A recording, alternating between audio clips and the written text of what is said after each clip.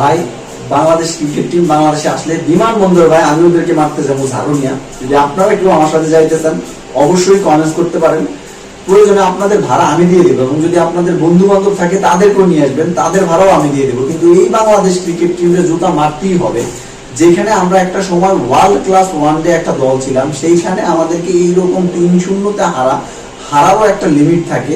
মাত্র 93 রানে এমন একটা দল অল আউট হওয়া, এটা আসলে লজ্জাজনক। এটা আমাদের জন্য লজ্জাজনক, ক্রিকেটারদের জন্য মোটেও লজ্জাজনক না, কারণ তারা মোটামুটি 3টা ম্যাচ এমন ভাবে খেলছে, যদি লজ্জা থাকতো তারা হয়তো নিজের ইচ্ছায় এই ম্যাচগুলো পরবর্তীতে খেলতো না, বলতো যে ভাই আমার জায়গায় অন্য কেউ নেন।